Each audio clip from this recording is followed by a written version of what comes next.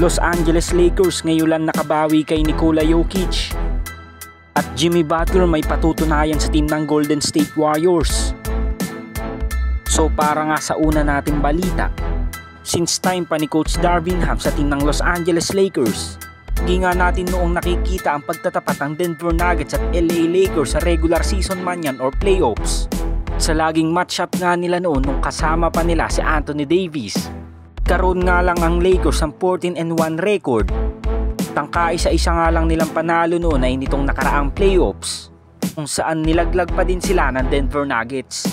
Ganun pa man sa nakakagulat nga na trade na ginawa ng Dallas Mavericks at Los Angeles Lakers para kay Luka Doncic at Anthony Davis.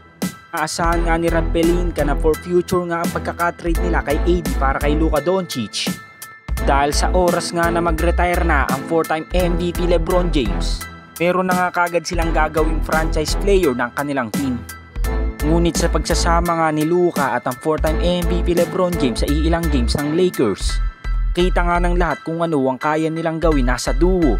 Dahil mas lumalabas nga ang potensyal ng kanilang mga teammates kapag magkasama sila sa loob ng court. At hindi nga rin biro ang mga pinatutumban nilang mga teams ngayon sa buong Western Conference. Dahil sa naging matchup nga lang nila laban sa Denver Nuggets this season, halos tinalo na nga nila ito ng 2 beses. At marami nga nagsasabing mga fans na si Luka nga lang daw pala ang sagot sa Denver Nuggets at kay Nikola Jokic. Dahil sa 15 games nga nilang pagkaharap bago pa man matrade si Luka, halos isang game nga lang ang naipanalo ng LA. At mukhang bigay pa nga ng Denver Nuggets ang panalong ito sa Lakers noong playoffs. At sa ating pangalawang balita, bago pa man mapunta si Jimmy Butler sa Golden State Warriors nitong mid-season, ang Dubs nga nun ay lumalaban para sa play-in spot at up and down performance nga din ang ipinapamalas ng 2-time MVP. Dahil sa bawat game nga ng Warriors ay nakatuon na kagad ang depensa ng kabilang team kay Stephen Curry. Well, fast forward within 18 games na kasama na nila si Jimmy Butler this season, sila nga ngayon ay nasa number 6 seed na ng West. May 16-2 record na nga din sila kasama ang former All-Star. Ngunit ang pinakang inaabangan nga ng mga fans kay Jimmy Butler ay kung hanggang saan nga niya madadala ang Golden State Warriors this season. Dahil kung babalikan nga natin ang kanyang karir, sa paglalaro nga ni Jimmy Buckets ng isang season lang sa Minnesota Timberwolves, karoon nga sila ng 47-35 win-loss record. Number 8 nga din sila sa buong Western Conference at nalaglag din sila sa first round ng playoffs.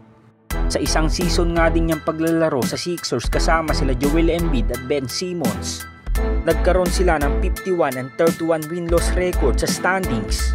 Pangatlo nga sila sa Eastern Conference. Nit agad din naman silang nalaglag sa second round ng playoffs. At ang pinakamatinding nagawa nga ni Jimmy Butler ay nitong naglaro na nga siya sa Miami Heat. Nagkaroon nga sila noong 2019-2020 NBA season ng 44-29 win-loss record sa standings. Panglima pa nga sila niyan sa buong Eastern Conference sa playoffs. Nakaabot nga sila niyan ng NBA Finals ngunit bigo nga nilang nakuha ang kampeonato sa team ng Los Angeles Lakers. Pero ngayong nasa Warriors na mga idol si Jimmy Butler, hanggang saan kaya niya madadala ang Dubs ngayong season? Comment down below lang mga lods.